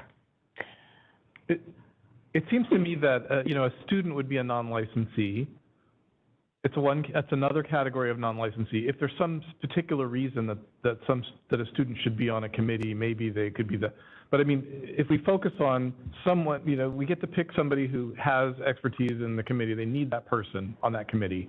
Maybe maybe it's a student, maybe it's a social worker who deals with foster care, maybe it's a speech therapist who teaches certain swallowing courses and it's relevant to the practice. Maybe it's a union member who's familiar with internships. So I think that if we keep it broad and open, the more granular you get, the more complicated it gets. We haven't done this a lot, and we probably, you know, the person who the board gets, you know, the president appoints people to the committees based on so many factors that putting them all in regulation, to me, I think it's valuable to have keep it loose, a little bit loose, so that we can keep it loose as long as whoever is on the committees contributes to what the goal is in the end of the day. And just to quell some concerns too, I mean, you could post-professional students and OTD students already come in with a degree, whether it's OT or something else. So a good majority might already be licensed, right? To quell that concern. And then there's another way you can go about it is maybe they're not a voting member, but active participant in terms of opinions and stuff like that, but they don't get to vote on issues because that would be a conflict of interest if they're taking a mentorship route. But there's various options to work through that. So here's what I'm wondering about proposing. Thank you for those comments, Board Member Pavlovich. Here's what I'm wondering. So that we get clear on the language, if I could bring us back to the fact, would the board consider thinking of criteria for students separately than criteria for public? And if what's before us, if we could go back to getting language around this so that staff could bring it back to us, we could further discuss here as a board separately criteria for students, or I'm so moved because I've heard from Board Member Pavlovich, if she's willing, as well as a public member here. I'm so moved to put an ad hoc committee together and ask any of our public if they want to participate specifically on bringing criteria back to the board. What I'm trying to accomplish here is that we can discuss this in May, because this is both in this item. We as a board can come up with the language for public. We could also come up with the language for student, or we could ask putting together an ad hoc so that in May we can talk about the language of both. And I do think they're separate. What do you all think? Do you think they're separate or the same? I think they're the same because they're non-licensees. Yeah. Exactly. Really? I think because the length of this discussion, if you just follow me, the length of this discussion is what moved me to say they're not the same. I hear you. Well, I have language that I've been working on. I've been telling you about it, where it could include everybody. That's why I'm just saying. The minimum qualifications for a non-board member and non-licensee, or non-board member and non-licensee, to participate in a committee as a subject matter expert are current expertise in a field relevant to the committee's work, no pending current or prior disciplinary action with any licensing board, That's it. Then say the number of subject matter experts on a committee may not exceed 2 non-board members who are not licensees. Is there any way our executive director can put the language back up with the bullet points and we can capture some of what the board member's saying so that we could see it? I'll send it to her. That'd be awesome. And then when you have it, to our executive director, if you could just let us know, then we'll look at that. Okay. Give me just a second. In the interest of time, you might just have to say it to her. She has it? Okay. Yes. You have it? Okay. Current expertise in a field relevant to the committee's work or responsibilities. No current or prior disciplinary action of holding a license.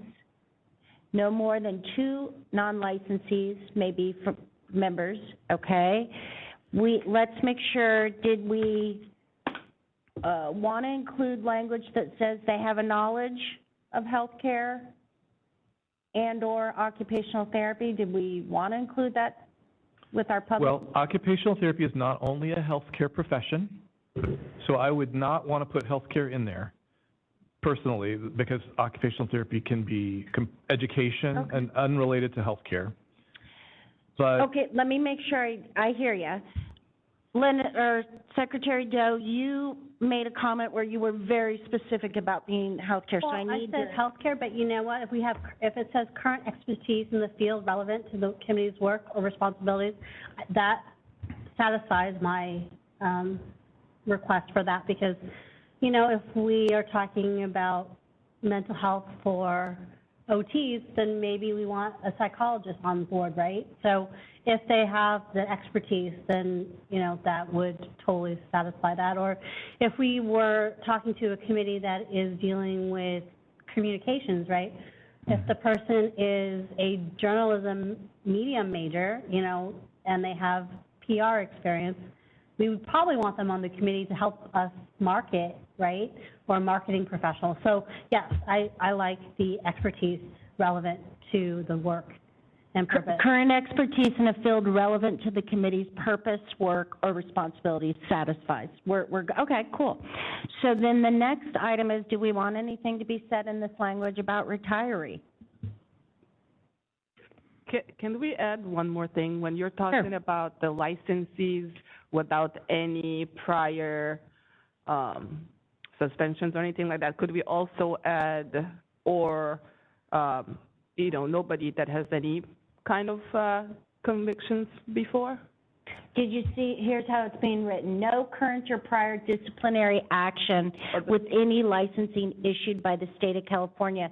Does that want in more? general, like that they're not, you know, they're not going to be somebody who just has prior Like a convictions. felony or Exactly. a misdemeanor charge. Or is it? Like that? I mean, it's That's a just high- like, yeah. but you're bringing that person to your small Well, but environment. they're going to be vetted beforehand, right? So if, I mean, I don't want to say that because someone with a misdemeanor charge, because we know that there's been many misdemeanor charges that haven't been valid or whatever, that they also deserve a second chance. And if they want to, you know, if they're trying to go into the profession and they may have that, and in the future, they, you know, they deserve a chance to be on a committee if they really have that expertise, knowledge, and they want to be on this committee. I mean, I don't think it should exclude them per se unless it's something damaging, right? Well, here, let me just throw this out for us to consider. So what if the language is stated as it is, no current or prior disciplinary action against a licensee issued by the state of California? What if another part of the criteria that we put in here is resume, or they fulfill the application process, including, I don't know, resume, verifying credentials, or just application process? And then what if on the application we ask a question that they have to answer yes or no about the criminal background? I mean, because I understand the point you're making, and it's really great that our public members really looking at the consumer safety that way, but it is legislation that is currently being supported and things that we've had to vote on prior to, I don't know if we want it in this language, but it doesn't mean we couldn't ask it on an application. Just something to think about. Because it is enough. So we're saying that if they had any suspicions with their license, so then why do we care about their license if then anybody else can come that has other convictions, right? Why do we care then if their license were suspended or not? I don't understand. Can you say more? We're specifying, right, that they have to have license in the state of California without any restrictions or suspensions. Why do we care about that, but we wouldn't care about somebody coming who doesn't have a license but has other convictions? Well, my comment was I do care about that. I just don't know if it has to be put in the language. And so, well, we're putting the I mean, if license they in have the to language. answer on an application process, if they've ever had a criminal conviction, that satisfies. They're not out. They're out. So then we could do the same thing and put about the license, right? Or have your license in the state of California has ever been suspended or restricted or anything like that. So we can just go based on what you said, that once they fill out the applications, one application, whatever, that all of these questions are there under one umbrella kind of thing, right? With the qualifications. I mean, I'm open to it. It's a different point of view. So if I understood our executive director's comment correctly, they can vet anyone licensed in the state of California pretty rapidly and easily, but they can't for someone who's non-licensed.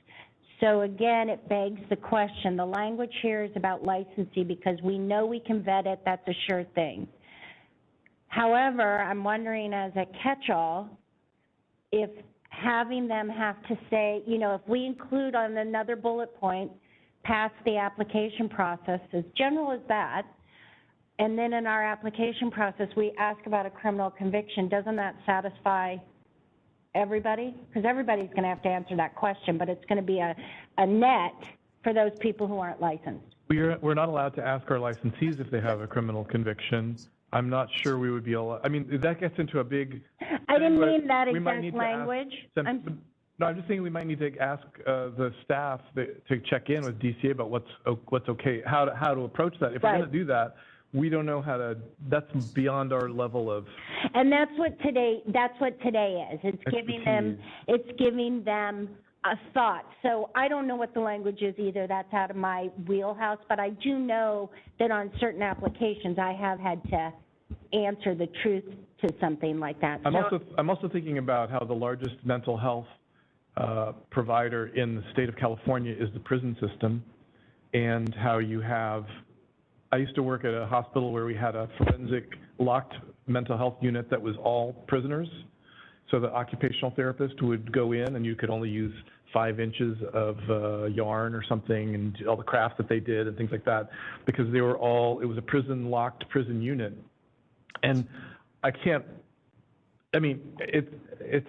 would be a very unusual situation, but we could conceivably have a prison related committee where you want to have somebody who's a participant in there who would have a conviction. I mean, I realize that's getting out there a little bit. We're talking about, I think, Beata, you're not talking about that. You're talking about a situation where you've got a conflict of interest, somebody who's a crook who you're pulling onto a committee and they're not, and we didn't know it because we didn't check. And I But we would ask staff if they could, if we put that application process, we could ask staff to give us recommendations on how to involve the concern that Beata just brought up. Would that satisfy, Beata, the language? Because we need to move forward on this. Find a way to No, yeah, put the language in. I mean, Heather? the only question, I mean. Our executive director, sorry, she's having. Okay, Heather, go ahead. I'm so sorry, I can't find the hand thing when I'm sharing my screen, my apologies. I did, in the interest of time and in regards to Denise's comment earlier about an ad hoc committee, I do want to suggest this this is a little bit bigger than a breadbasket in terms of these criteria. There is no application. If you do an application, then that's a whole nother issue surrounding regs. I think going back to even like this, like the word purpose is in the board's manual regarding what the committee's, responsibilities is. It says the committee's purpose is to ... And I think it might be helpful to have that language in front of you when you're discussing that. And so I realize you're trying to, move this along, and this is close. This is not consistent with Richard's language because he did say issued by a licensing board, except that, for example, the teacher credential is a commission. Department of Health issues, nursing home administrator licenses and others. And so my apologies, Richard. I realize you said licensing board, but this is one of the reasons I said state of California, because it's more broad, and a board is not the only entity that issues licenses. And so I just wanted to say, like, in terms of the staff has not been involved other than to verify the discipline of a licensee. Other than that, prospective committee members, provide their resume. And so if you're wanting more than that, again, I think that you might want to consider having this go to the ad hoc committee and frame it out a little bit more. That was just my thoughts. Thank you. So can I get a point of clarification? Go ahead. How do people apply to be part of the committees? Licensees or non-licensees? How do we get committee members that are not board members? People submit their resumes.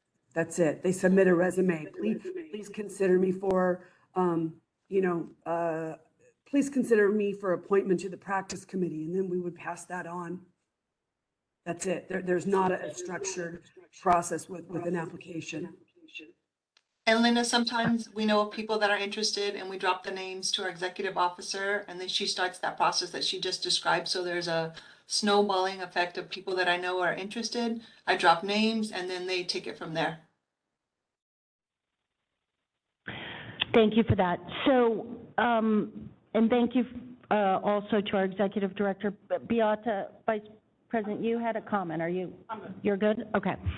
So the suggestion is to look at an ad hoc committee. We still have yet to hear from our public, which we will, on this.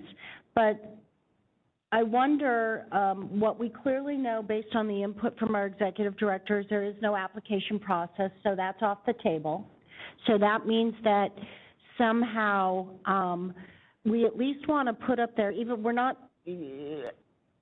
somewhere capturing in one of these bullet points, we're not doing the exact language to our executive director, but we, because we can still send it to an ad hoc committee, but I'd like to send it with as much of the board input as possible so that we come back with an action item at our next meeting. A few other items I've heard is to address the student issue. Another item is how to address the issues specific to those non-licensees and their disciplinary background. Other things that we think we want an ad hoc to consider? The retiree. The retiree.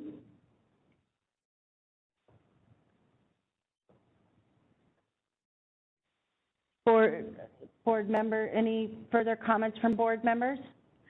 Sharon Pavlovich, did you have any comments? Further? No, I think they were kind of addressed in the discussion that was ensuing. Thank you. Great. Okay, so if we're satisfied with where we're at before we go forward on that, do we have any comments from our public that's here? And do we have any comments from our public that is on moderator? If you could please open the Q&A. This is the moderator, and at the direction of the board, I have opened up the Q&A feature for public comment.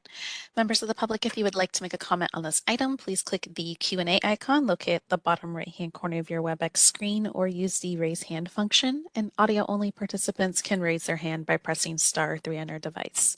And it looks like we do have a request for comment from Ada. Ada, you'll be given 3 minutes to speak, and a 30-second warning. Please click the unmute me button when the prompt appears on your device. Thank you for the opportunity to, and thank you for such an incredibly robust discussion. It's been a privilege to watch this board in process. I'd like to make a consideration for the board to perhaps consider just a language item with the word expertise, in that perhaps maybe the word experience may be more inviting for some to come, and because they would still be vetted. Thinking of prior committees, I would just hate to lose somebody who might self-eliminate themselves, thinking that they're not an expert, while they do still have much experience that could potentially be offered, as it is at times hard to find participants in a committee. And as related to the student participant, I would encourage to have a broad lens for consideration of the background of students, even at the associate degree level in the OT assistant program. Often more than 50% of our students have bachelor's degrees and prior work experience in other fields, and then later changing their career direction. So this is not their first educational or work experience when coming to our program, as one example. So we're, without learning more about them, we're not really sure what kind of background they're potentially offering in their interest in potentially serving on a committee. And thank you for the opportunity to share those thoughts for your consideration. Thank you. Thank you, Ada. And as you know, we would certainly welcome your expertise on an ad hoc. No pressure. Okay. And her experience. And her experience. No pressure again. Okay. So I think what we're going to do is okay. I think what we're going to do is we've looked at, do we have any further comments in the Q&A? This is the moderator. There are no further requests for public comment. Would you like me to close that Q&A panel? That would be great. Thank you.